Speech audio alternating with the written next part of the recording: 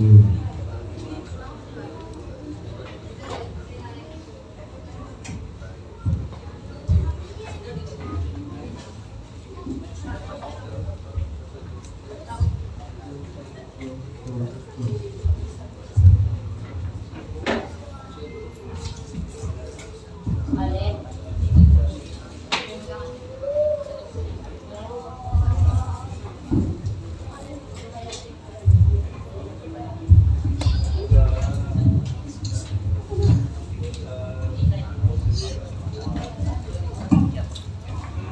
Amen. Hallelujah. Saya po ba tayo mga kapatid? Amen. Saya pa tayo mga kapatid? Amen. So, nabati ko po kayo na kasama kayo ng mga po. Suwain ng Panginoon. Wala po yung aking mga frontliner. Okay na sila ng sura. Oo nga, hindi. Tapos itong medyo pinagawa ko sila kahapon, sabi okay naman. Pero kanina, biglang nag-message na hindi sila handa. Kaya wala tayo magawa mga kapatid. Pero sige lang. Masusunod na pagkakataon, bawi tayo. So, praise the Lord. Nabati ko mga kapatid sa ating kapatid, si Brother June from Davao. Nandito siya. Dito siya. Last Sunday, kasama natin siya. At ngayon, kapiling pa rin natin si Brother June. Maaga rin siya kanina dito. Karoon na cell grouping. Pinalay ko natin yung mga bata sa kanya. Praise the Lord. Bawal din sa atin mga kapatid sa umaga nito. Binabati ko po kayo ng isang magandang umaga. Hallelujah. Ay po muna ay pasamantalang ito kayo mga kapatid. Hindi po tayo umawit. Umawit po tayo kanina. Hallelujah. Tayo po tumayo. Tayo po manalangin muna bago tayo magpasa ng ating talata. Praise the Lord. Let's close our eyes. Bigyan natin ang ating mga mata. Tayo po nanalangin. Mahabaging Diyos, tagilang ang mga Panginoon sa mga ganito, Lord. Patuloy kami tumutulog sa iyo, Panginoon, dahil alam namin, batid namin na wala po kami magagawa, Panginoon, kapag wala ka. Wala ang iyong guide, wala ang iyong Espiritu Santo, Panginoon, bigyan din natin, Lord God. Subalit, Panginoon, sa mga ganito, kami po ay tiwala sapagkat naniniwala kami na kami ay mga anak mo, Lord. Kami mga tinawag mo, Panginoon, at nilagyan mo kami ng iyong salita, Lord. Kaya sa umaga nito, Panginoon, amin po kiniklaim, amin namin ng aming Panginoon Kristo na siya po ay nananalangin para sa amin sa inyong mga salita. Kaya naman ang aming dala ngayon, Panginoon, ngayong umaga, Lord, kiniklaim namin na ito'y ipinanalangin ng aming Panginoon Kristo, Lord God. Upang kami ay maging isa, katulad po ninyo, Ama at saka anak ng isa, Panginoon. Ganun din ang Iglesia. Nawa, Panginoon Diyos, sa umagang ito ay maging isa po kami sa iyong salita.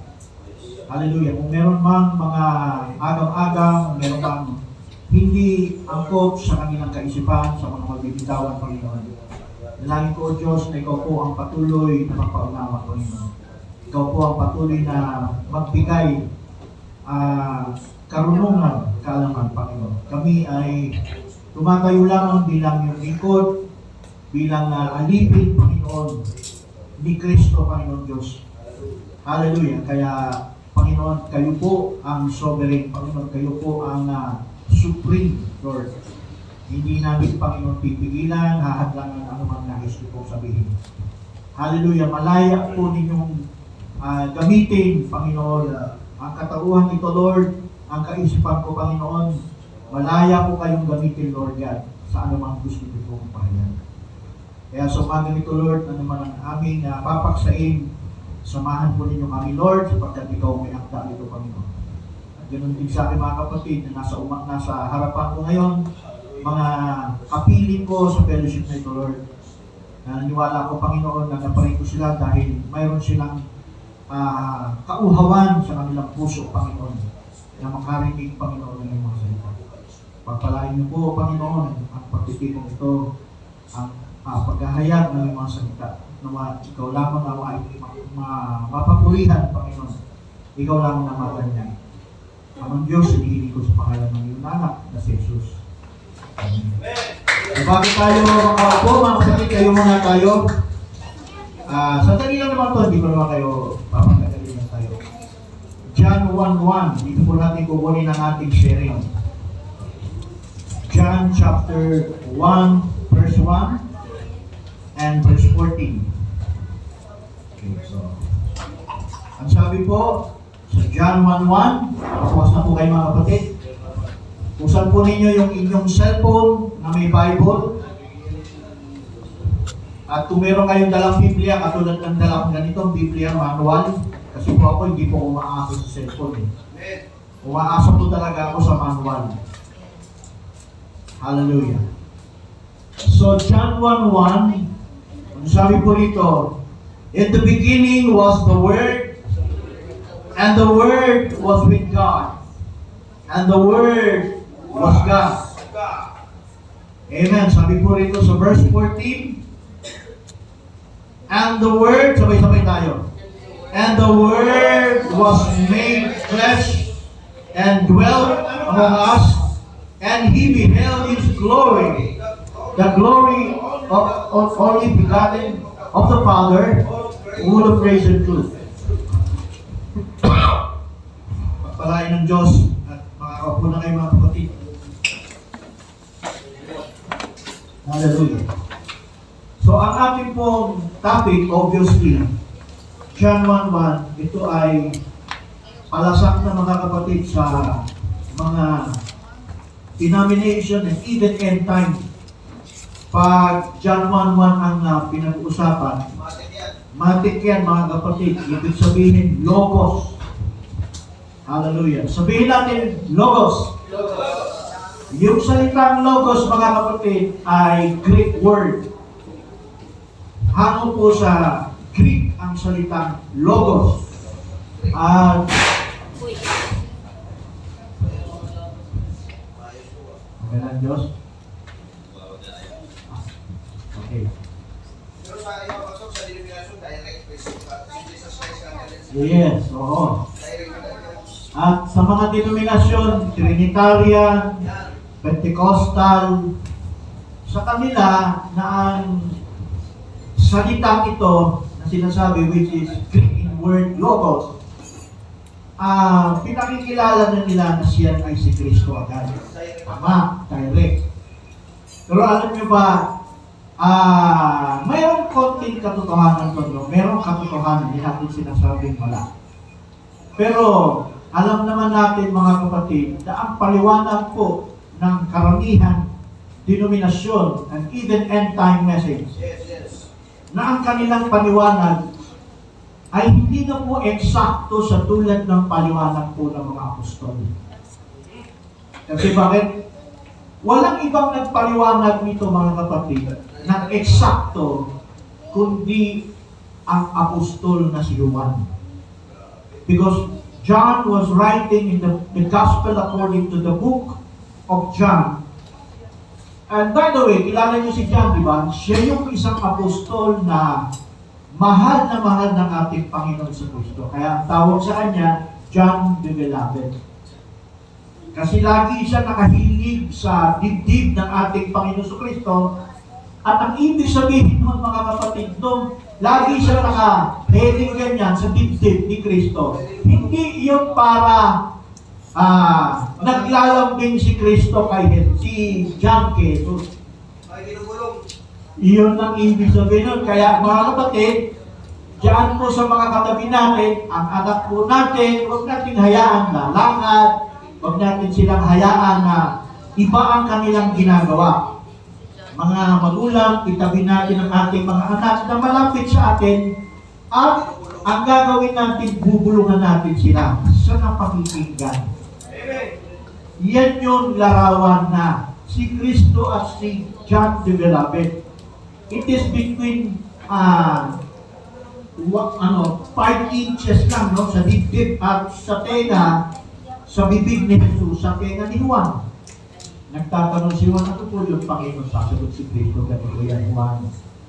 Kaya hindi kayo magtataka, mga kapatid, na ang tanging si Juan lamang ang hindi nakaranas ng persecution o yung matinding persecution na kamatayan. Although naranasan din ni John na siya'y tinapon sa umukulong langis. Pero hindi siya namatay. Pero at the rest of the apostles, except kay John, mapapait po ang kanilang naging karanasan. So, gusto ko lang sabihin, mga kapatid, bakit si John ang itinira ng Panginoon? Because he was the beloved of our Lord Jesus Christ. May purpose po yung kanyang pagkahabilin, no? Yung pagiging huli bago namatay o bago naubos ang mga apostol. Ibig sabihin, si John ang may pinakamalalim na pahayag among the rest of the apostles. When we talk about Logos, mga kapatid, hindi po ito mababaw. Katulad ng itinuro ni John, and by the way, nung sinusulat ni John ang Book of John, the Gospel of John, tapos na po si Kristo, naparito na, napako na sa krus, namatay na siya, nang isinusulat ni John yan. Hindi niya ito sinusulat nang habang si Kristo ay nananatili pa sa lupa. No. Kasi mga kapatid, noong mga panahon na yan, may sinasabi man si Kristo sa mga apostol with regards to the Word, because Jesus Christ was sent by His Father, ibig sabihin, sugo siya na nagpapahayag ng salita ng Diyos, na ang sinasabi ni Kristo sa kanyang mga alagad, hindi po nila maintindihan. Can you say amen? Alam niyo bang hindi maintindihan ng mga apostol yung mga pinagsasabi? Except kay John. Kahit si John mismo, hindi pa rin ganun. Siya ang pinakamalalim, pero hindi pa rin ganun kalinaw sa kanya. Anong ebidensya natin? Sinabi mo mismo ni Kristo yan sa Matthew. Diba? Bago umakyat si Kristo, sinabi niya, gumawa kayo ng pag-aalaga. Saan ba yun? I think Matthew chapter 28. Matthew chapter 28. Verse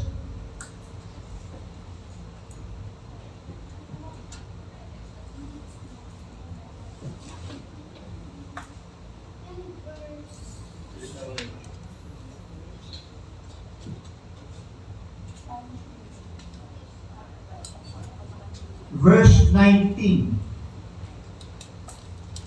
and 20. Sabi diyan, 19 and 20.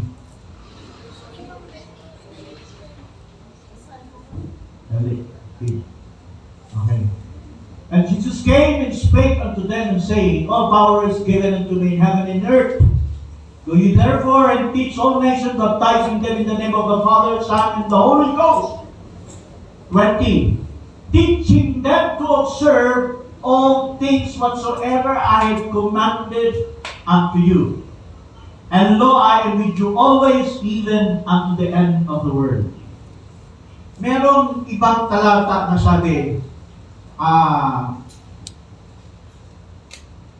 ipapaalala ko sa inyo, siguro sa John chapter 16, from verse 16. Yung sabi, susuguin ng Espiritu Santo at siya ang magpapaalala sa inyo sa lahat ng bagay. Naalala niyo yung pastor? I think John yun eh. John 16, ito ang nagkamali. 26 siguro. 16, 26. John 14 yata. John 14, oo, tama ata. John 14. Okay, verse 26. Tama ito. John 14, 26. Ang sabi rito, John 14 verse 26. Ang sabi po diyan, but the Comforter, which is the Holy Ghost, whom the Father will send in my name. Yes, in my name. He shall teach you all things and bring all things to your remembrance whatsoever I have said unto you. Nang sinasabi ni Kristo ito, hindi pa siya pinapatay dito. Can you say that? Right. Hindi pa siya ikinapako, hindi pa siya dinidikit sa punong kahoy. Pero ang sabi ni Kristo, sabi niya sa verse 26, darating ang mga aliw, walang iba kundi ang Espiritu Santo. Ano ang layunin ng Espiritu Santo ito? Ang sabi, sa verse 26, susuguin sa aking pangalan ng Espiritu Santo iyan. At sabi, magtuturo siya sa lahat ng mga bagay at magpapaalala sa lahat ng mga bagay na sinabi ko sa inyo. Ibig sabihin, mga kapatid, yung mga tinuro po ni Kristo sa kanila, sa mga apostol, sa mga disipulo, hindi po nila agad iyon naiintindihan. Ang ibig sabihin, hindi po ganun kababaw ang tunay na salita ng Diyos. It is a deep meaning. Kaya yung word, logos, mga kapatid, hindi po siya mababaw. Hindi siya mababaw.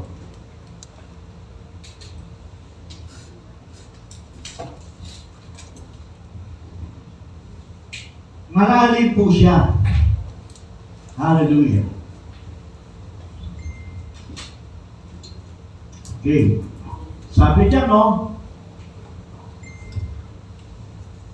The Father will send in my name, and He shall teach and bring all things to your remembrance. Kaya nga si Kristo, nung siya ay nabubuhay at siya'y nangangaral, malimit niyang sinasabi na siya ay hahatulan sa kamatayan. Siya ay papatayin ng dahil sa kanyang pangalan. Naniwala po ba yung mga apostol? Hindi. Sabi nga ni Peter, dadaan kayo sa ibabaw ng aking bangkay. For 3.5 years, sa pangangaral po ni Kristo, hindi po nila naiintindihan sinasabi ni Kristo patungkol sa kanyang kamatayan, patungkol sa gospel. Hindi po yun naaarong ng mga apostol sa panahon na yan. Kaya tama ang sabi ni Kristo sa 14:26, darating ang Espiritu Santo at yun ang magpapaunawa sa kanila sa lahat ng kanilang narinig. And by the same token, brothers and sisters, sa ngayon, meron din tayong mensaheng tulad sa mga apostol. Malamang meron din sa atin hindi rin makaunawa. Katulad din sa mga apostol. So, ano ang kailangan ng mga apostol para maunawaan? Ang sabi, kailangan nilang tanggapin ang Espiritu Santo.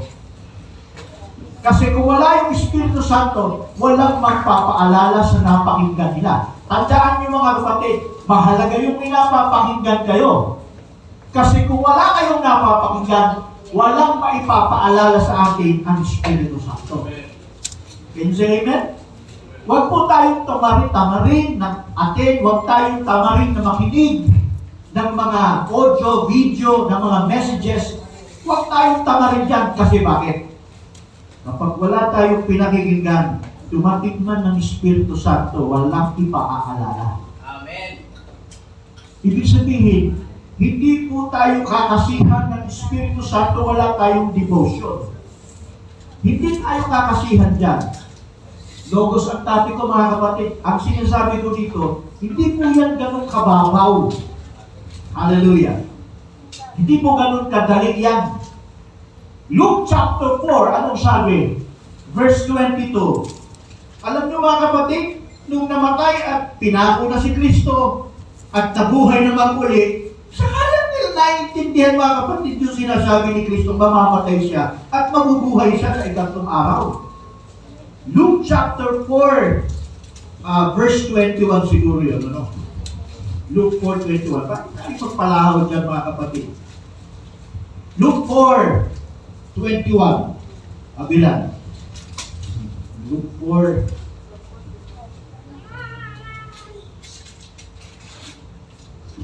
Binabasa ni Kristo yung scriptures do sa synagogue. Luke 24 yun, Pastor. Binako sa templo, ha?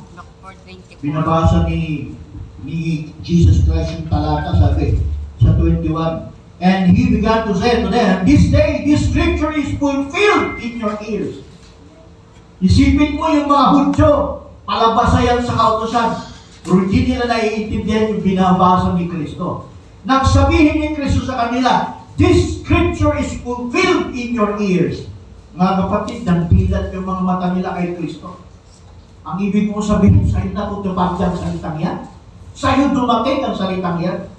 Verse 18, sabi rito, sa verse 18, yung sinabi, the Spirit of the Lord is upon me. It was quoted Jesus Christ from the book of Isaiah, chapter 61. And verse 19, he preached the acceptable year of the Lord. So yun yung binabasa ni Kristo na sinabi niya, natupad ito sa araw na to. Ang sabi ng mga Hudyo, verse 22, 21, 22, and all bare his witness and wondered the gracious words which proceed out of his mouth, and they said, it is not this Joseph's son. Kita mo ang abot nila kay Kristo? Hindi nila abot yung sinasabi ni Kristo. Ang tingin nila kay Kristo, anak siya ni Jose, anak ni Maria. Hindi nila abot yung salita. Ano ba yung pinapahayag ni Kristo? Logos yun, mga kapatid. Yun ang nilalaman ng logos, yung sinasabi ni Kristo. Hindi nila maintindihan. Hallelujah. Anong sabi? Verse 23. And he said unto them, you will surely say unto me, the proper position, heal thyself and whatsoever have heard thou in Capernaum. May also hear the country. Paano ba ito binabasa?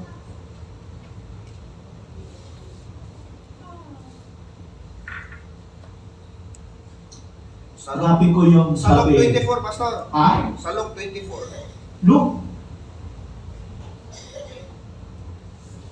22. Ito, 22 na nagpasan ko ata. Ha? 22. Yung binuksan niya ang kaisipan ng mga Yung- gusto lahat. Yung napagtanto nila na si Kristo'y nabuhay na maguli. Naalala nila yung sinabi ni Kristo. My God. Naalala ng mga apostol yung sinabi niya. I think verse 18.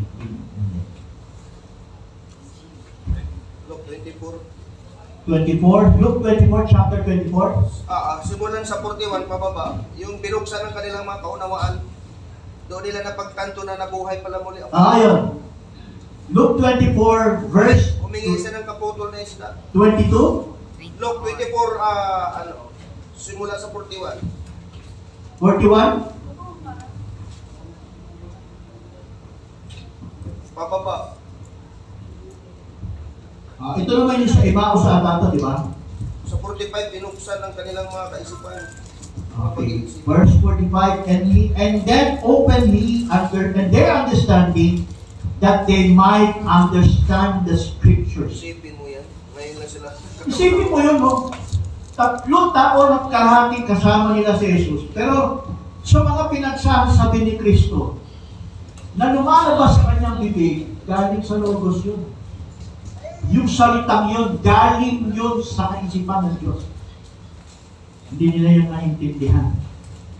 Until na si Kristo'y namatay at nabuhay na maguli, nang mabuhay si Kristo at sabi, binuksan ang kanilang kaisipan. Verse, and then opened their understanding that they might understand the scriptures. Grabe.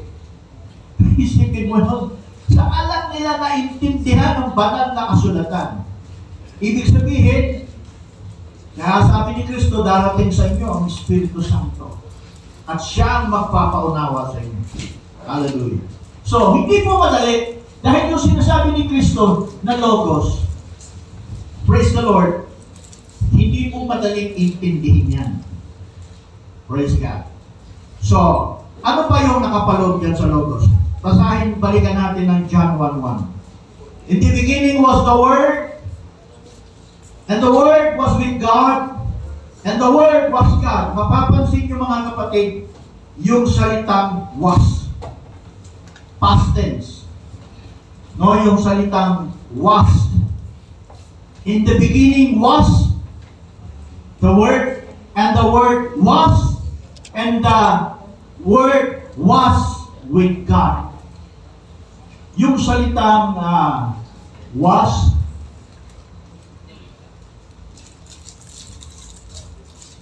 it's a past tense word. Kaya, yung salitang niya, sabi sa John 1:1, was, in the beginning was, and the Word was with God, and the Word was God. Hallelujah. Ibig sabihin mga kapatid, paliwanag natin, hindi lang yan basically is a wisdom of God, but yes, is it a wisdom? A thought or concept or expressed thought or by reason. Lahat ng binabanggit natin ito hindi masama. Nagagamit natin lahat yan pagdating sa sinasabing Logos. Kaisipan niya, plano ng Diyos, mind of God, yes. Pero hindi na tayo doon sa definition lang. Kailangan pasukin natin ano ba yung talagang Logos. Bakit ginamit was? Hallelujah. In the beginning was the Word. Kung ilalagay natin yung in the beginning was the Word, anong ibig sabihin kung kaisipan ng Diyos, plano ng Diyos yan, ano yung nasa loob? Yun ang mahalagang maintindihan natin. Ang nasa loob ng kaisipan ng Diyos, mga kapatid, walang iba kundi ang Diyos mismo. Can you say amen? Sa loob ng kaisipan ng Diyos, sa kanyang kaisipan, ang nasa isip niya, ipahayag niya yung kanyang sarili sa kanyang mga nilikha. Yan yung ibig sabihin niyan, mga kapatid. Kaya yung gamit na was. Bakit was? Kasama niya kasi ito noon. Ang isip ng Diyos, kasama niya magpakailanman. At ano yung nasa isip niya? Ang nasa isip niya, mga kapatid, yung kanyang pagka-Diyos ay maipakilala niya sa kanyang mga nilikha. At alam niyo mga kapatid, dinahandahan ng Diyos yan. Kasi hindi nga makuha eh. Maintindihan ba natin ng Diyos na napakataas, napakalaki, napakalawak? Hindi nga maintindihan. Kaya, unti-unti ang Diyos nagpapakilala tungkol sa kalagayan ng Logos sa loob nito. Hallelujah. Ano yung sinasabi ko mga kapatid? Nagpahayag ang Diyos una by His creation. Sabi ni Pablo, hallelujah. Romans 1, I think verse 25. Ano ba yun? 25 ba yun? 22. Romans, pakiano lang to. Sabi ni Pablo, sa Romans, sabi niya, 1,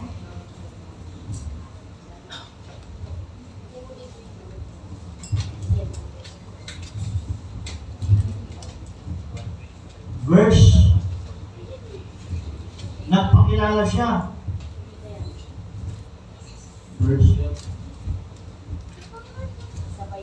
Verse 20. Tingnan natin ang verse 20. For the invisible things of Him. For the invisible things of Him. Sino yan? Yan ang Diyos. And from the creation, the Word are clearly seen, being understood by the things that are made, even His eternal power of the Godhead, so that they are without excuse. Amen? Nagpapakilala ang Diyos sa verse na yan sa kalagayang invisible things. Ano raw? Sa Kanya, from the creation. Nagpapakilala ang Diyos sa Kanyang pagka-Diyos Inuna niya sa kalikasan. Hallelujah. Nagpahayag siya sa kanyang creation. Ang sabi ni Pablo. Para sabi, being understood by the things that are made. Kaya yung mga nagsasabing ateista, makinig po kayo. Mangmang ka na pag di ka naniwala na meron talagang nag-i-exist na Diyos. Ayun ang sabi ko, nagpakilala siya yung kanyang pagka-invisible ng ating Panginoon. Nagpapahayag na siya to be understood by the things that are made. Sa pamamagitan ng creation, makikita mo kung paano nangyayari yung universe na napakalawak niyan mga kapatid. You cannot travel na hindi mo maabot basta-basta yung kabilang galaxy. At yung paano umiira yan hanggang ngayon mga kapatid na hindi kayang ipaliwanag yung ng science yan. Ang sabi ni Pablo, siya pa lang nagpapakilala ng Diyos. In a simple way, yung bulaklak na isang scientist, yung bulaklak, nagtanong siya, paano? Sabi ng bata, paano nabubuhay ang ganyan? Isang scientist, hindi niya ma-explain kung paano. Paano nagsimula yung halaman at tumubo at lumalaki hanggang sa magkakabulaklak, hanggang sa magkakaroon ng bunga. That science cannot explain paano yan nangyayari. Hallelujah. Pero sabi ng Bible, nagpakilala na siya. Sabi gano'n, being understood by the things that are made. Kaya yung mga nagsasabing walang Diyos, ang mga nanang nila. Pero pa yun, sa Isaiah 7:14, di na natin basahin mo. Kung gaano kalawak ang Diyos, He has a high and lofty one. Isipin mo, ganon siya kataas. Pero alam niyo ba mga kapatid, salamat dahil may logos, na ang Diyos sa ganong kalaki, ginawa niya ang sarili niya na paliitin para maintindihan ng tao. Can you say amen? Gumawa siya ng creation, gumawa siya ng mundo, na kung saan nandyan siya, at kung titingin lang yung tao dyan, may Diyos na. Kasi paano nangyari ang mga bagay nito? Para maintindihan siya, di ba? Isipin nyo, gano'n siya kalawak, gano'n siya kalaki, pero pinipilit ng taong maging mangmang sa sarili niya na walang Diyos. Hallelujah. No. Salamat dyan sa salita niya. Now, yung salitang, in the beginning was the Word, and the Word was with God. Sa pasimula, yung pasimula, wala naman talagang pasimula ang Diyos. Ano yung pasimula? Ibig sabihin, meron tayong tinatawag na beyond time, at saka in time.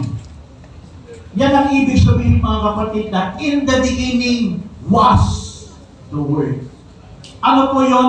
Doon sa beyond time, ito po yung malalim na nasa kaisipan ng Diyos na napakatagal ng panahon na hindi niya i-reveal kahit sa mga anghel, kundi sa mga tao tulad natin.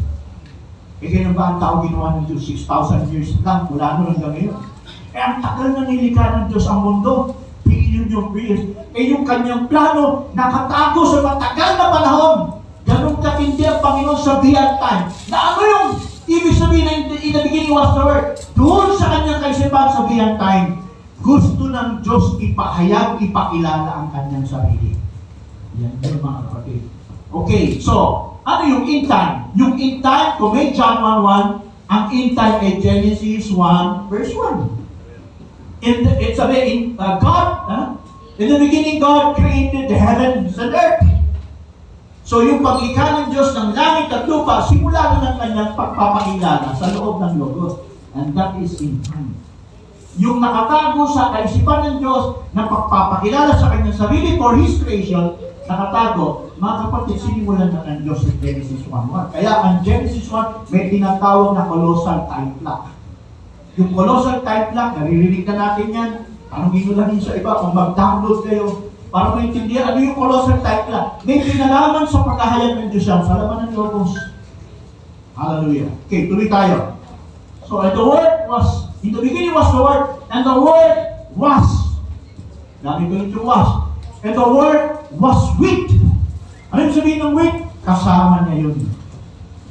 Hindi hiwalay sa Diyos yung kanyang plano. Hindi hiwalay sa Diyos yung nandoon sa loob ng kanyang plano. Magmamanifest yun. Kaya, yung plano na yun na the Word was with God. Hallelujah.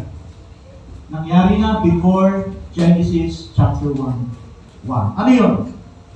Pwedeng sabihin natin that this Logos, it became a theophany. Sabihin natin theophany. Ano ibig sabihin ng theophany? God's manifestation. Before anything else, it poured from nothing to become something. Bago nagkaroon ng something, nag-appear yung theophany. And this theophany, it's reference to the Logos. Hallelujah! Naghahayag na siya ng kalagayan theophany. And what does it mean ng yung manifestation? So doon sa word, nagpapakilala na siya sa kanyang sarili. Tinawag siyang theophany in the beginning.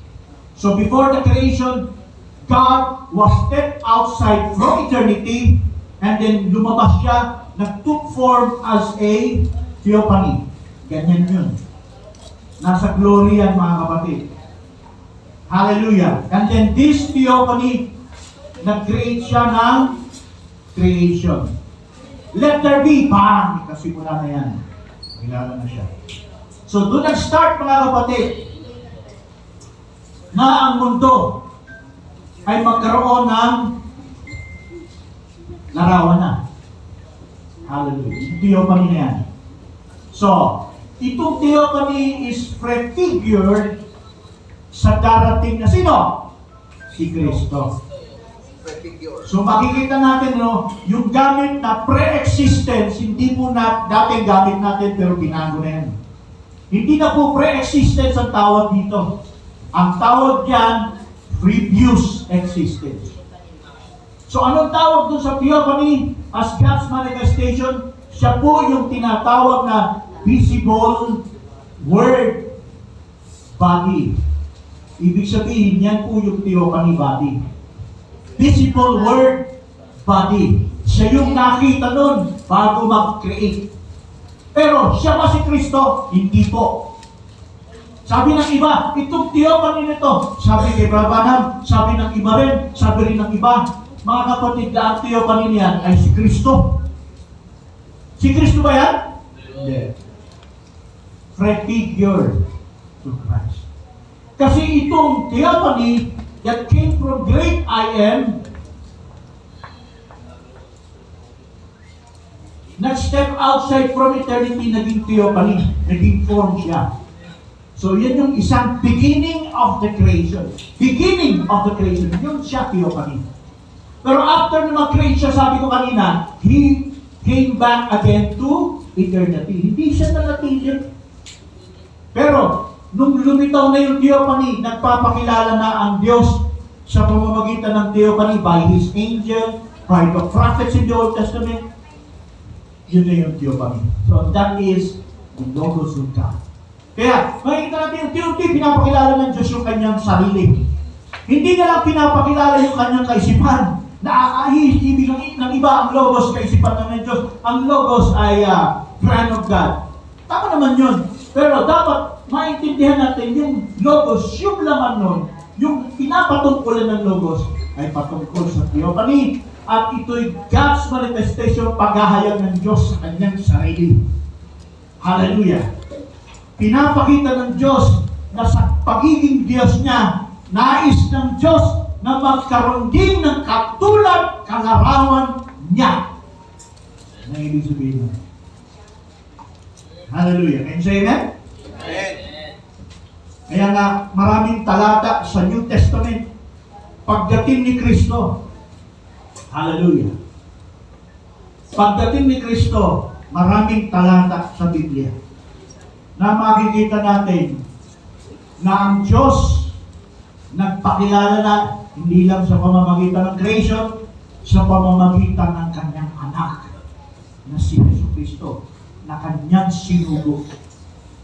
Hallelujah. Praise the Lord. Kaya mababasa natin, hindi ko kasi yung notes ko mga kapatid, naiwan ko sa bahay. Kaya, anyway, naaalala ko naman eh.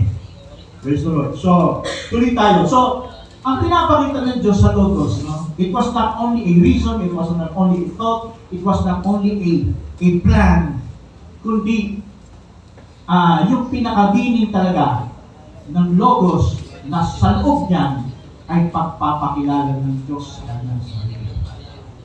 It is a progressive revelation and understanding. Hallelujah. Magandang maintindihan natin ito, mga kapatid, na sa plano pala ng Diyos na si Kristo darating, papahayag ng Diyos yung kanyang sarili. Hindi siya kontento na papahayag ng Diyos sa kanyang sarili by His creation, o yung mga bundok, halaman, etc., everything. Hindi siya satisfied yan.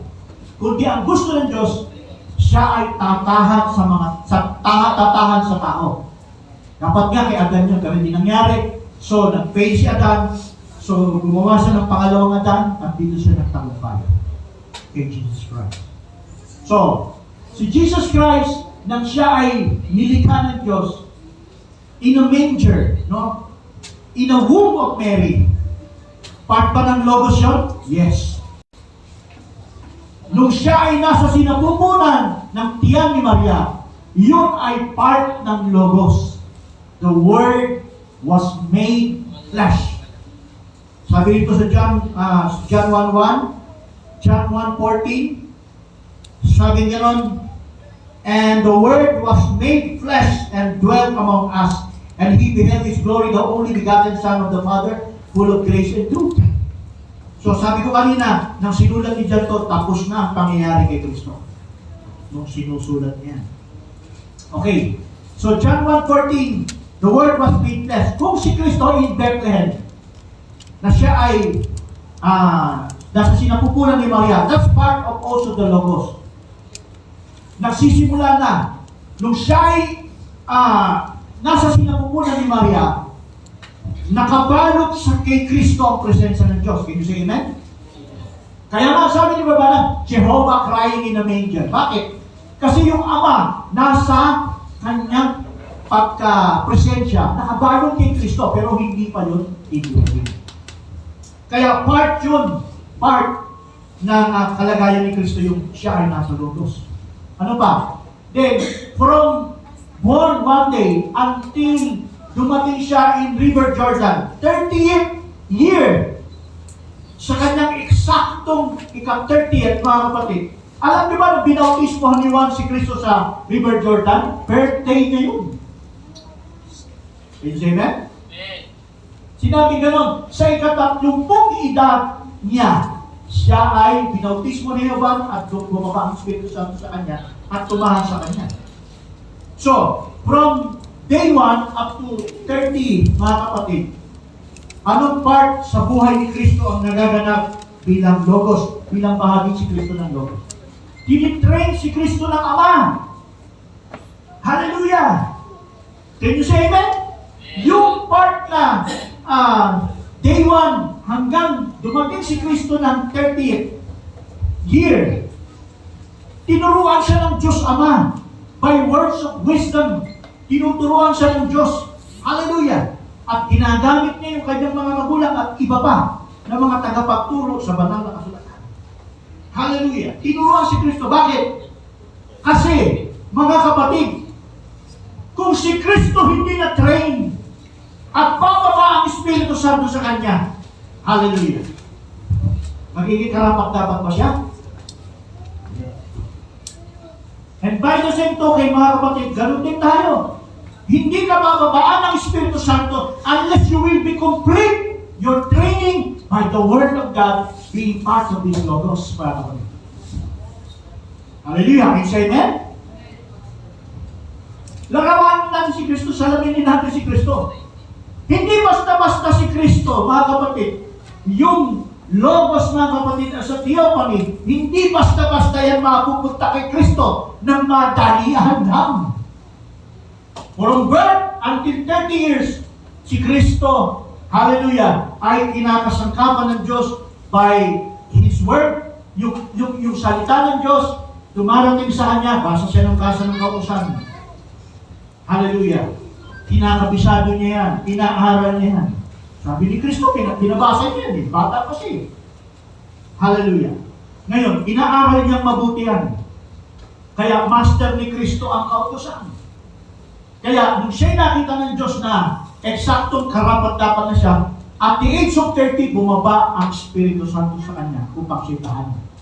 So, anong purpose? Anong ugnayan ng Logos sa pagbaba ng Diyos dun sa River Jordan kay Kristo? Upang ipahayag ng Diyos ang kanyang sarili sa katauhan ni Kristo. Para maintindihan na natin, sino yung Diyos na matagal nang tinatanong? Sino ka na lumikha ng lahat? Magpapakilala na siya sa pamamagitan ni Kristo at mangungusap siya sa bibig ni Yesu Kristo. Hallelujah. May mga tao ba matatalino nun? May tao ba nakakalam ng scriptures? Yes. Pero hindi nila maintindihan nung siya ay pinabaan na ng Espiritu Santo.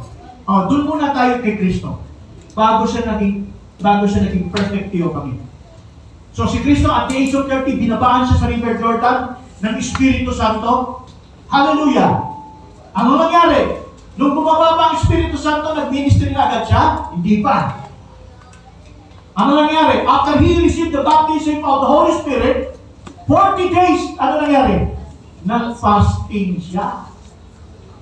Madali ba yun? Yeah. Bakit kailangan si Kristo mag-fasting? Doon sa panahon ng pagtanggap niya ng Espiritu Santo ay isang malaking pagsubok sa buhay niya just to fulfill the Logos as the theophany in the life of Jesus Christ. Sinubok siya ron. Nasa kanya na ang Diyos Ama in the fullness of Godhead. Dwell in Christ, sabi, this is my beloved Son in whom I am well pleased. Pero naging madali ba kay Kristo? Hindi. Kasi mula nung nasa kanya ang Ama, mga kapatid. At 40 days, tinukso si Kristo ng dyablo, hindi siya tinatantanan, tinutokso siya sa laman, hindi siya tinutokso doon sa isip, hindi siya tinutokso yung isip. Pag sinabi kong isip, yung salita, yung logos, hindi siya kaya doon ni Satanas. Saan siya tinutokso para bumigay ang utak niya? Doon sa kanyang laman, na kung saan dinidisiplina ni Kristo. Hallelujah. Until before he was start to his ministry. Hallelujah. Did you say that? So, within 40 days, mga kapatid, sinubok sa niya, sabi ng dyablo, yung bato, gawin mong tinapay. Kasi gutom na siya. Pero sabi ni Kristo, tinayuan siya ni Kristo dun sa Logos. Men shall not live by bread alone, but by every word that proceed out of the mouth of God. Every word that is Logos. That proceed out of God. Pinaglaban ni Jesus yun. Anong nangyari sa diablo? Iniwan siya. Kasi ito na naman, dinala siya sa pinakil, dinala siya sa pinatoktok, pinakita sa kanya yung magandang mundo. Kung nakikita mo yan, sundin mo ko, mapapasaya. Sabi niya, Satan, get thee behind me. Hindi siya nasihan. Kasi natutog na si Kristo no? Hinang-hina na siya. Pero hindi siya bumigay. So, madali ba yung 40 days? He was fasting. No water, anything, walang in-intake si Kristo. Grabe. Hindi ka guided ng Espiritu Santo yung mamatay din siya. Okay, so nangyari, he was fast 40 days, nakapasa siya. And then after ng kanyang fasting 40 days, nag-start na siya ng ministry. Dito na si Kristo by supernatural. Nahahayag ng Logos by supernatural. Gumagawa na si Kristo ng himala. Gumagawa na siya ng miracle. Nagpapamalas na siya ng mga tanda, mga kapatid. Anong ibig sabihin? Yung paggawa ni Kristo by supernatural, kalagayan na yung Diyos Ama ay nasa Kanya at nahahayag na sa buhay ni Kristo. That is the deity. That is a substance. Kaya yung nakadiskusyon namin, substance, wala daw si Kristo dito. Pag sinabing substance, that is deity. Meron si Kristo na. Pero yung deity, yung substance na yan, nangyari lang kung siya'y binabaan ng Diyos Ama sa River Jordan. Doon nag-start. Hindi yan katutubo na nasa. Kaya nga sabi ni Kristo, ang mga bagay na ginagawa ko, ang mga bagay na sinasabi ko, hindi aking kundi galing sa aking Ama. See? Binalik niya sa Ama. At yung time na tumanggap si Jesus Christ ng bautismo sa River Jordan, ng Espiritu Santo, yun na yung simula niya na for 40 days, it took form of a servant. Then after 40, pinagpatuloy pa niya ito, mga kapatid, na kanyang pagsubok sa buhay ay hindi lamang doon sa Espiritu, kundi sinusubok na si Kristo sa laman niya. Anong sabi ni Pablo? Nung siya ay tumanggap ng bautismo sa River Jordan, he took form of a God. Sabi, Jesus Christ was in the form of God, thought not robbery to be equal with God. Hallelujah! Until he was, ang sabi ganon, Philippians chapter 2, verse 6, sabi ganon, hanggang sa siya ay maipako hanggang sa kamatayan.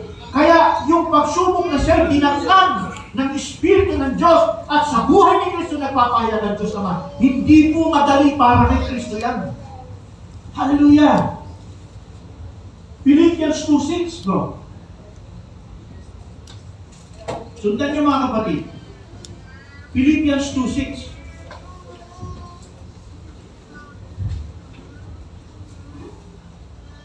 Sabi sa Philippians 2:6. Philippians 2:6.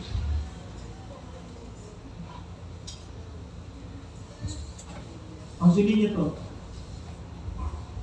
Who being in the form of God thought not robbery to be equal with God. Yung sabi ni Paul, who, si Kristo, being in the form of God, thought it not robbery to be equal with God. Yung salita ni Pablo na he had the form of God and thought not robbery to be equal. Hindi po yan madali para kay Kristo. Kasi isang pagkakamali ni Kristo, wala tayo ngayon. Lahat ng creation wala. So, that is a content of the Logos. No? Kaya sabi niya, who being si Kristo yung who? And He has the form of God. O hindi ba? Yun yung laman ng Logos ng sinasabi ng Logos, ipakikilala ko ang aking sarili sa tao. Hindi lang siya magpapakilala, tatahan siya sa tao para maghayag ng kanyang pagka-Diyos. At alam niyo ba mga kapatid, this is not only for Jesus Christ. Pati kayo, tayong iglesia, mga kapatid, kasama doon sa maghahayag ng pagka-Diyos. Kasi amen? Pagi ng Logos yun. Nasa Logos, si Kristo ang pinaka-cream of crop as the theophany. Now, when we say theophany, it's not only for Jesus Christ. Kasama po tayong lahat dyan. Kasama kayo, bawat isa sa inyo, tayong lahat, kasama mga kapatid, doon sa whom of form of God. Ito papakita natin ebidensya. Baba mo brad sa 5. Anong sabi ni Pablo sa 5? Tignan nyo ha. Let this mind be in you. Sino yung you? Sino yung you? Tayo. Yan sabi ni Pablo. Magkaroon kayo ng kaisipang tulad. Let this mind be in you. Magkaroon kayo ng kaisipang tulad na kay Kristo Jesus. Ano ibig sabihin? Kung si Kristo dinatnan ng Espiritu Santo at nagkaroon siya ng anyo ng pagka-Diyos, isang matinding pagsubok at aling ng pagsubok ni Kristo. Binaba ni Kristo yung kanyang sarili. He took form of a servant, sabi niya. Pinanatili niya not to be equal. Ano yung not to be equal? He took form of a servant. Hallelujah!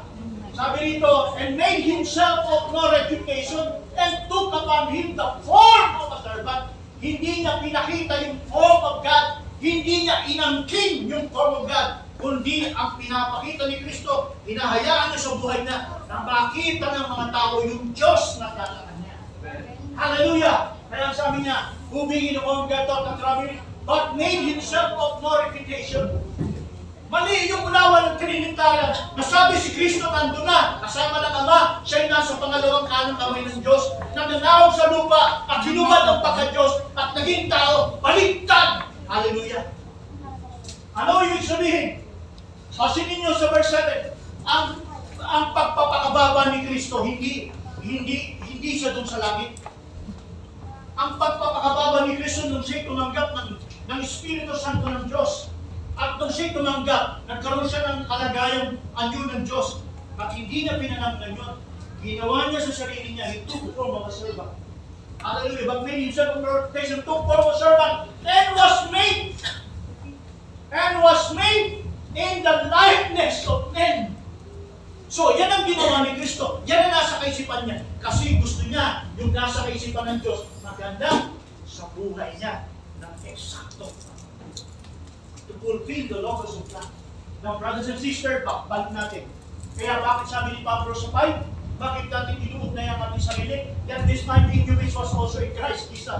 Mga kapatid, kung naniniwala ka si Kristo ang ulo, tayo ang katawan, binubuo tayo ng isang pagkatao sa larawan ng Diyos. You and we are the image, or we are created in the image and likeness of God. Hallelujah. Praise the Lord. Did you say amen? Amen. Hindi mo si Kristo yan. Hallelujah. Now, malapit na ako. Yung anyo ng Diyos, pasok tayo dito, yung anyo ng Diyos. Dahil salita ng Diyos, word.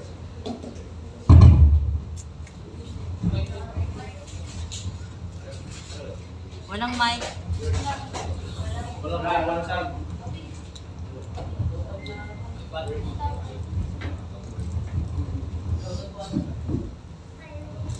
No. No. Lobat?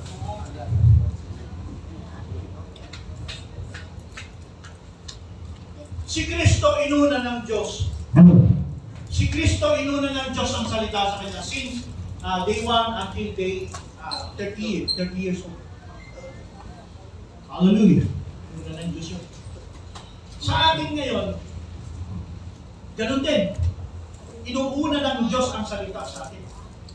Kaya nga hindi tayo pwedeng babaan ng Espiritu Santo na wala kang naririnig at wala kang paniniwalaan. Let this mind be in you which was also in Christ Jesus. Larawan niyan na konektado ka na kay Kristo, sabi ni Pablo. Nakasumpong ka na kay Kristo bilang siya ulo, bahagi ka ng katawan. Sa isang tao. Let this mind be in you. Anong ibig sabihin ni Pablo yan? Warning yan. Warning sa ano? Yung may mga anyo ng Diyos ay pinag-iingat ni Pablo. Kapag ikaw ay bahagi ng Logos, and you and God will manifest it into your life. Hallelujah! Pinag-iingat ka ni Pablo. Ano sabi ni Pablo? Let this mind be in you which was also in Christ Jesus. Let this magkaroon kayo ng kaisipan tulad na kay Kristo. Ano ba yung kaisipan ni Kristo? Iningatan niya yun. Iningatan ni Kristo yung kalagayan niya as a theophany of God. He is the Son of God. Hallelujah! He was chosen by God and sent by God. Yan ang layunin ng Diyos ko sa Kanya.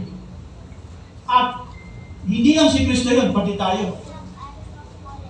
Pinapaintindi ko, hindi lang si Kristo, tayo rin yan. Kaya sabi ni Paul, let this mind be in you. Magkaroon kayo ng kaisipan tulad ng kay Kristo. Unless na magkaroon tayo ng kaisipan tulad ng kay Kristo, hindi tayo pwedeng maisumpong kay Kristo ng maging karapat-dapat kapag hindi natin ginaya ang kaisipan ni Kristo. Ano yung kaisipan ni Kristo? Humility. Pagkabirayan niya. He humbled himself. But made himself of no reputation, took upon him the form of a servant.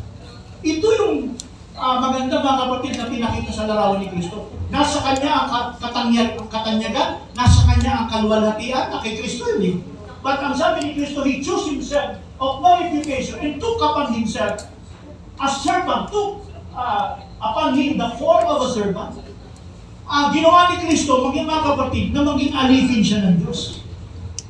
Ganun din ba tayo mga kapatid? Kaya ba natin isipin yan? Na maging alipin tayo ng Panginoon? Saan ka pwede maging alipin ng Panginoon? Sa Kanyang salita. Kaya kapag may mensahe tayo narinig, lalo na sa hukom, mga kapatid, kailangan po natin tanggapin yung salitang iyan, mga kapatid, na siyang ipinaparating sa atin ng Diyos kasi gusto ng Diyos maging alipin kanya sa Kanyang salita. Unless you took form of a servant, hallelujah, and was made in the likeness of men. Praise God. Hallelujah. Praise the Lord. Can you say amen? Amen. Hallelujah. Yan yung isa sa magandang kaisipan, mga kapatid. Hallelujah. Magandang kaisipan na ipinapakita sa atin dyan sa pananakasulatan. Let's go to John chapter 5. I almost done, brothers and sisters. Let's go to John chapter 5. So, dinidiinan ko hindi lang si Kristo, kundi tayo rin, mga kapatid. Ano sabi ni Kristo sa verse 19. Verse 19. John 5:19. Ang sabi rito sa John 5:19, sundan nyo, mga kapatid.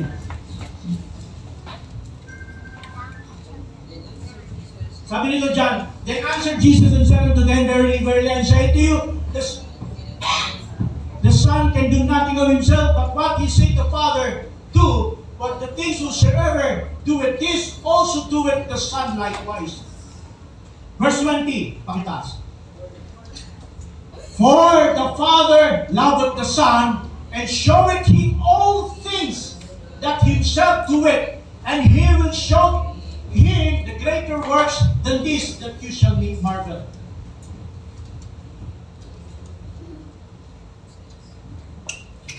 Oh, sorry. Chapter 17. 17 pala tayo. Chapter 17. 17. Hindi itong John 5, Pastor, hindi ito kasama. Meron din yan eh. Verse 22 yun eh. Teka, verse 22 ata. 17 muna tayo. 19. Ang sabi dito, and for their sakes I sanctify myself, that they also might be sanctified. So yun ang layunin, sa kahayagan ng logos na kay Kristo. Hindi lang siya ang gusto niya gamitin siya ng Diyos, pati rin yung iba. Sabi niya, and for thy sake I sanctify myself. For thy sake I sanctify myself, that they, sino yung they? Tayo, also might be sanctified through thy truth. 20. Dito nananalangin si Christ. Tignan niyo ang sabi sa kanyang panalangin, neither pray I for this alone, but for them also which shall believe on me through their word. Alam niyo ba ang ibig sabihin niyan?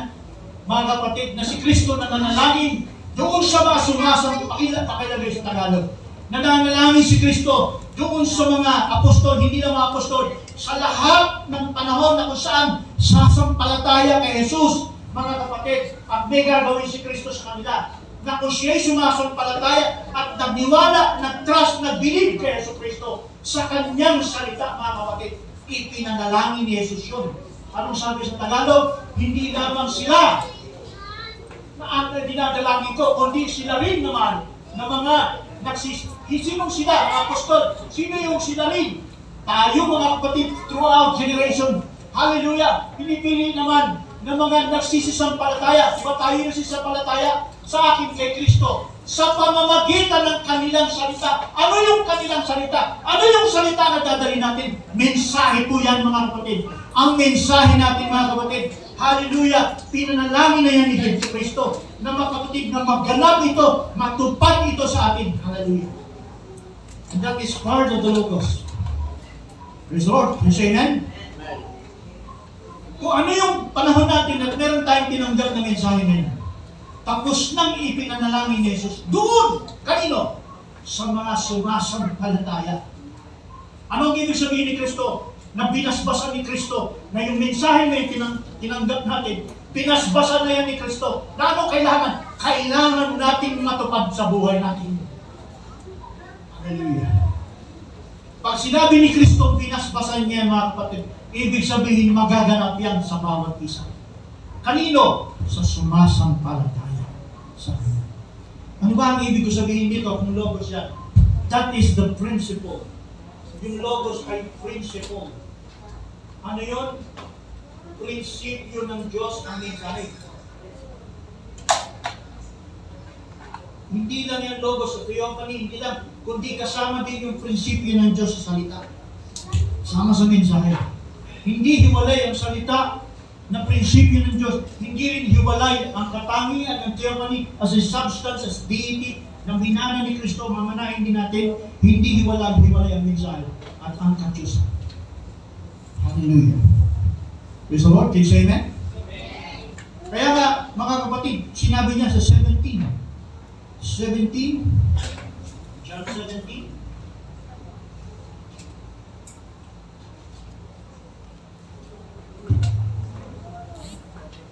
Sanctify them as thou hast sent me in the word, even so I have sent them into the world. Kung paano sinugo ako ng Ama, ay susuguin ko rin kayo. Maraming tayo maniwala na mayroong substance si Christ. Magagawa ba ni Kristo suguin tayo kung hindi siya tumanggap ng pagka-Diyos? Basahin natin. Baka namamaling ba na tayo? Tama ba yun?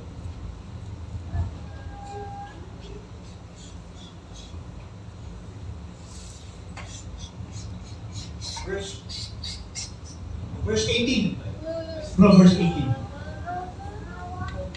Kung paano ako iyong sinugo, sabi ni Kristo, sinugo siya ng Ama sa sanlibutan. Sino sila? Yung church. Sila'y gayon din isinusugo ko sa sanlibutan. Sabi nila, wala daw si Kristo kakayanan dahil tao lang. Sino paniniwalaan natin? Yung banal na kasulatan sila. Banal na kasulatan. Sabi kasi nila, hindi namin si Kristo matatanggap na may substance. Hindi namin matatanggap na si Kristo merong deity. Eh ano ibig sabihin ni Kristo? Diyan sa talatang yan. Kung paano ako'y iyong sinugo. Sinugo siya ng Ama ng Diyos sa sanlibutan. Ang sabi ni Kristo, sila'y gayong din isusugo ko sa sanlibutan. Si Jesus Christ ba may authority as deity or substance? Yes. Another verse, Matthew chapter 28:19. Kaya doon sa mga naniniwala, si Kristo hindi raw bababa dahil nasa langit, hindi bababa dahil sa anyo ng Espiritu Santo, dahil tao lang siya na nandun sa langit. Marami na nasabi ng ganyan, mga kapatid. That is not a apostolic teaching. Yun ay mga reforms na nagbabalak na isauli sila doon sa unang panahon, mga kapatid. Pero hindi nila magawang ibalik ang aral tungkol sa kalagayan tungkol kay Kristo. Sinubukan nila 300 AD ibalik ang turo sa mga aral ng mga apostol pero hindi nila nagawa. Ito lang sa huling panahon, mga kapatid. Praise God. Sabi sa 18. Hallelujah. Ang sabi dito, at lumapit si Jesus sa kanila at sila'y kanyang kinausap na sinasabi, ang lahat ng kapamahalaan sa langit, sa ibabaw ng lupa ay ibinigay sa akin. Tanong! Pag sinabing lahat ba ng kapangyarihan na nasa langit na kay Kristo wala? Sagutin niyo. Lahat nandyan. Pag sinabing lahat nasa Kanya, Kompleto. kumpleto yun. Ang tanong, nung binigay ba ng Diyos Ama sa Kanya ang lahat, nawala na ba sa Ama? Pinamana nga eh. Yan nga yung logos eh. Yan nga yung theophany. Hallelujah! Kaya yung nagsasabing, mga kapatid, na maraming katuruan sa end-time message, na si Kristo hindi bababa, nandun sa langit, namamagitan, dahil sa kalagayang tao, hindi niya kayang bumaba, dahil hindi siya yung Diyos na kayang gumawa ng pagiging omnipresence. Yan sa nagkakamali, mga kapatid. Katulad sila ng INC. Yung mga nakaabot din, sabi, nakaabot na nakilala nila kung sino yung tunay na Diyos. Tama na makilala nila. Pero ano yung kulang nila sa traditional? Hindi nila naabot na yung Diyos Ama na tunay ay nanahan sa anak at nagpakilala sa pamamagitan ng anak ng kanyang kadyusan. And that is the true revelation of the apostolic teaching. Kailangan maibalik tayo doon, mga kapatid. Hallelujah! Praise the Lord! Kaya sabi niya, dahil dito yung magsiyaw nga kayo at gawin ninyo mga alagad. Kaya kailangan ituro ang maglahat ng mga bansa na sila inyong bautismuhan sa pangalan ng Ama at Anak ng Espiritu Santo. Ang ituturo mo bang epekto ng bautismo ay maling. Pag mali, mga kapatid, hallelujah, ang pagkilala mo sa Diyos, pagkilala mo sa sinugo ng Diyos, paliwala, mga kapatid. ang bautismo mo. Amen. Hallelujah. Praise God. Can you say amen? Amen. Marami nagtuturo ng ganyan mga kapatid. Pag hindi na eksakto mga kapatid, ang unawa sa Godhead, yung perfect understanding of the Amen. Godhead. Glory. Mga kapatid, Praise hallelujah. Hindi Praise may sasakto. Kita mo mga kapatid, maraming binautismoan, hanggang ngayon ang buhay nila ganun pa rin. Hallelujah. Hallelujah! Walang Sinabi pagbago. kong ganun pa rin, walang nababago sa understanding, walang nababago sa kanilang pamumuhay when it comes to the Word of God. Hallelujah. Bakit? Walang epekto because there is no spirit of revelation that comes from the Word. May authority mga kapatid. Hallelujah! Marami nagbabautismo kamukha ng bautismo natin. Pentecostal nagbabautismo. Pero yung Pentecostal oneness, hallelujah! Ano ba ang Godhead nila? Oneness. Ang paliwanag nila, yung Ama, bumaba, na nagkatawang tao. Yung Ama, naging laman. Binalot yung Espiritu ng laman. Ganun ba yung turo ng mga apostol? Hindi. Hallelujah. Pag ganun ang turo nila mga kapatid, nangyari si Kristo ay nagkukunwari. Sa turo ng oneness siya, yung Ama, siya rin yung anak. Pag sabi ni Kristo, meron akong Ama. Wala naman pala siyang Ama, siya rin pala yung Ama. Ang labas ni Kristo doon, sinungaling. Galit na sa akin yung mga oneness dyan. Praise God. Dahil galing ako ng oneness eh. Kailan ko mahawak yan? Since 1980s. Nagising ako mga kapatid. 1992 sa Godhead. Hallelujah. Can you say amen? Hindi ako galit mga kapatid. Magdiin lang ako magsalita. Can you say amen? Hallelujah. Isa na lang isasabihin ko mga kapatid. Sinabi ko kanina, ang pagka-Diyos, substance of God, hindi hiwalay sa salita. Yung word, yung binasa ko kanina. Hallelujah. Marami akong verse na pwedeng patunayan mga kapatid na kung ano ang Ama. Ito hindi naiintindihan eh. Ito yung sabi sa John chapter 17 verse 3. Sabi ganon, ang makilala kanila Ama na nag-iisang Diyos. Abot nila yan, ano? Pero hindi nila nakita yung sinabing at ang iyong anak na sinugo. Nakita nila yung Ama, yun ang tunay na Diyos. Nakita nila yung Ama doon sa Pentecost, yun daw ang bumaba. Pero hindi nila nakita si Kristo na sinugo ng Diyos. Nasa na? Hallelujah. Can you say amen? Mga kapatid, malapit na ang Panginoon dumating. Pag hindi natin kabisado mga bagay nito, habulin ninyo. Habulin natin. Praise the Lord. Kasi marami tayong naging kalaban. Maraming naging hadlang sa atin mga kapatid. And this is the time, mga kapatid, na hindi tayo dapat matakot. Kahit iwanan tayo na marami, sasabihin natin kung ano yung totoo. Kahit magalit sila. Praise the Lord. Can you say amen? Amen. Hallelujah. Yung salita, sinasabi ni Kristo, John 5. Yung kanina, pastor, ano yung sabi mo sa akin? John 5. 22. Yan. Mabigat yan. John 5:22, sabi rito. Sa Tagalog yan. John 5:22. For the Father judged no man. Dito babasahin yung release. But had committed all judgment unto the Son. Hallelujah. Pagi ng logos yan, mga kapatid, as a theophany, as a substance of deity, na kay Kristo, mga kapatid. Hallelujah. Yung hukom na kalagayan ni Kristo. Sabi niyan, sapagkat ang Ama'y hindi humahatol sa kanino mang tao. Nasa ang paghatol niya. Kundi ang ipinagkaloob na niya sa anak ang buong paghatol. Kaya akala ko kayo Ama lang. Bakit sa anak na ngayon?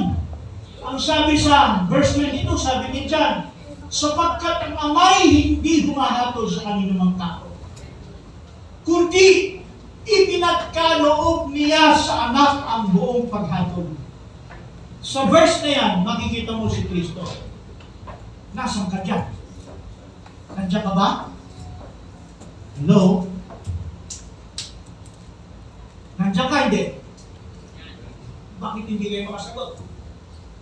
Ulitin ko Sabi ganun, hindi raw umaakal ang Ama. Ipinagkaloob na niya sa anak ang buong paghatol. Hindi ba hukom yan? Hukom yan. Ang logos ng Diyos, hukom yung salita doon. Okay, nandyan ba tayo sa talatang yan? Yes or no? Hallelujah. Okay, yes. Paano? Yung anak, hindi lang si Kristo ang anak, pati kayo rin, pati tayong anak ng Diyos. Praise God. O saan ang talata? John 1:11 and verse 12. Hindi tayo mga dating anak. Pero dahil kay Kristo, si Kristo hindi pwede maging ulo lang.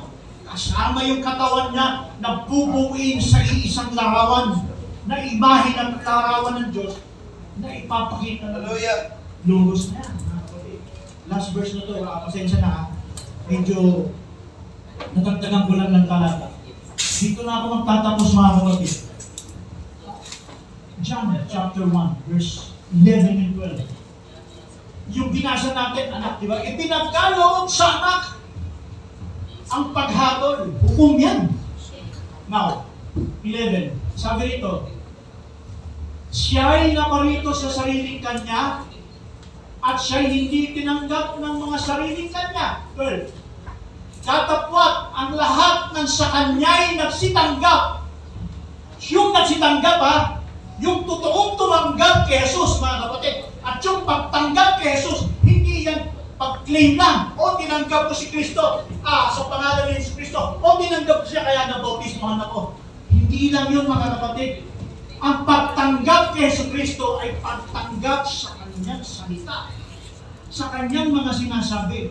Ito ay sabi, tatakwat ang lahat na sa kanya'y nagsitanggap ay pinagkalooban niya silang ng karapatang maging mga anak ng Diyos sa makatuwid bagay ang mga nagsisisampalataya sa kanyang pangalan.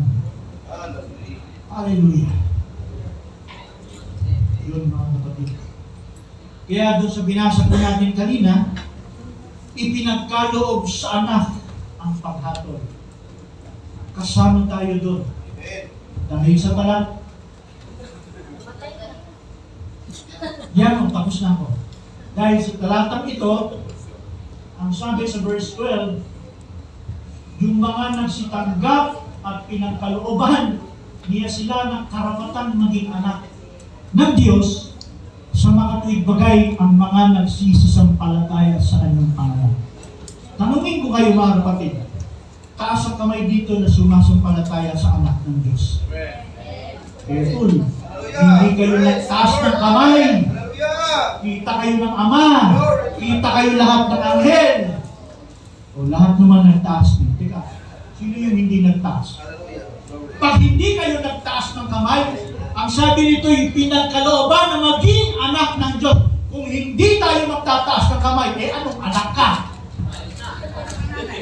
Ng nanay mo, ng tatay ko. Hindi lang yun. Sino ba? Sabi ni Kristo, anak kayo ng... Hindi ako may sabi niyan Anak kayo ng... Yung may sabi niyan So yung mga kapatid, hindi ganun kababaw lang. Yung logos hindi lang siya reason, hindi lang isipan, kundi God express as theophany, as a substance, as the God expressed Himself as a deity form through our Lord Jesus Christ. And not only by Jesus Christ, pati tayo rin, church. Na siya ulo, tayo katawan, binuo ngayon ng isang taong nasa kanyang larawan. Tayo ngayon ang nag-i-express. Si Kristo nasa langit, pero nasa loob natin siya. At nahahayag sila sa atin sa pamamagitan. Paano natin malaman si Kristo nasa atin? By their fruits you shall know them. Yun ang sabi ni Kristo. Malalaman niyo sila sa pamamagitan ng kanilang bunga. Anong bunga yan? Hindi yun atin. Produkto yun ng salita na namamanifest natin ngayon. It is between pagsunod or to disobey. If you obey the word, you are the children of God. If you disobey, you are the children, alam niyo yun. Praise God.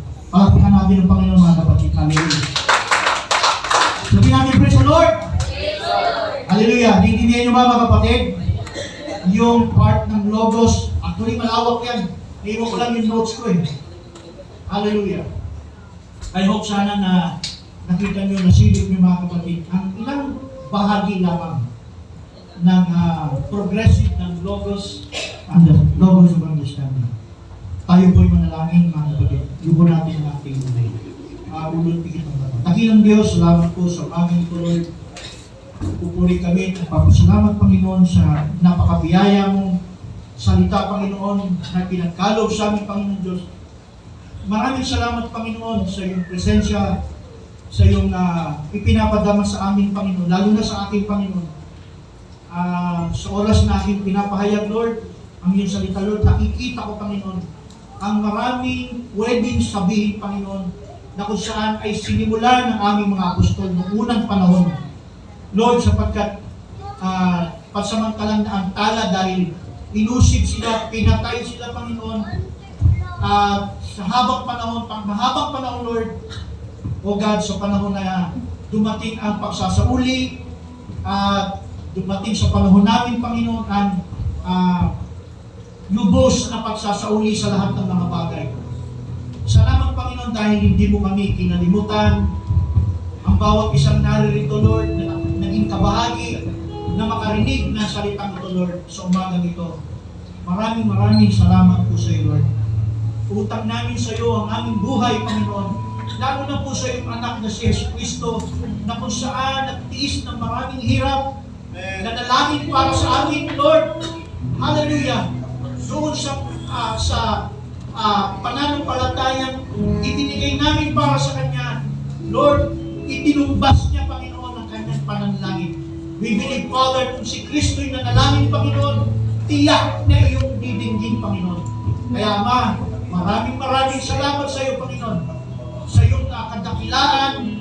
Di man kami karapat-dapat dahil puno kami ng mga pagkukulang kahinaan sa aming sarili, Panginoon, pero nandiyan ka pa rin, Lord, na patuloy ka pa rin umaagapay sa amin. Pagpalain mo kami, O Diyos, hindi lamang sa pagtatapos sa umagang service na ito, Lord, kundi patuloy mo pa kaming samahan hanggang mamaya, Panginoon, sa cell grouping, Panginoon, bigyan niyo po ng pagkakataon ng bawat isa na kung saan makapanggigil sila na maisabi nila, Panginoon, yung kanilang nakita, Panginoon, magkaroon sila ng entusiasm, Panginoon, O Diyos. Hallelujah! Mag-manifest ka sa kanila, Panginoon, sa anyo ng iyong salita. It's like a logos, hallelujah, that express the thought, hallelujah, as a theophany word, hallelujah. Praise the Lord. Pagpalain niyo po bawat isa, Panginoon. Lord, gawin mo kaming Kristiyanong masigla sa pananampalataya. Gawin mo kaming, Lord, katulad ng sinabi ni Pedro, Panginoon, hallelujah, na meron kaming kasigasigan, Panginoon, hallelujah. Huwag niyo pong hayaan, Panginoon, na kami ay nangihina, Panginoon, na parang ang aming kalagayan, imbis na pasulong, Panginoon, kami ay umaatras, Panginoon, at para tila ba na parang lumakalikod, Panginoon, Diyos, mahabag ka. Kahabagan niyo po, bawat isa, Panginoon. Tulungan niyo po kami, bigyan niyo po kami ng kalakasan, na mapalakas po namin ng mga mahihina, at yung mga nawawala, Panginoon, magbisita namin, Lord, mapuntahan namin sila, Panginoon, upang sila, Panginoon, ay maalalayan mo na. Salamat po sa bawat isang naririto. Salamat, Panginoon, sa mga kapatiran na nandito, mga manggagawa, mga patuloy na sumusuporta sa gawain mo, Panginoon Diyos. Pagpalain mo sila. Pagpalain mo kami lahat sa fellowship na ito hanggang hapon, hanggang mamayang gabi, Panginoon. Ikaw po, Panginoon, naman magbigay ng kalakasan sa amin, Panginoon. Sapagkat ito'y nagbubuhat lamang sa iyo. Ama, maraming salamat po sa iyo. Pagpalain mo ang iyong mga salita.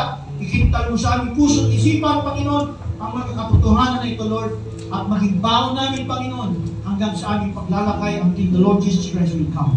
Father God, we thank you for all the things that you have done to our lives. Thank you, O God, for the many blessings that you've given unto us, for everybody here, Lord, just to receive protection, hallelujah, sa mga kapatid namin na nandun sa araw-araw na nasa panganib, nasa daan, Panginoon, pero Lord, Ikaw ang patuloy na nag-iingat sa kanila, gumagabay sa kanila, Lord, dahil sila'y nagtatapat sa iyo, Panginoon, at naglilingkod. Pagpalain niyo po ang bawat sa maging mga kapatid namin, di namin kasama, mga kapatiran, mga kamanggagawa, di namin kasama, Lord, we pray for them, Lord God, na kayo po mag-ingat sa kanila samang sila naroon. Father, we give you all the praise, we give you all the glory and honor, Lord God, and we ask this in the name of Jesus Christ, our Lord. Amen.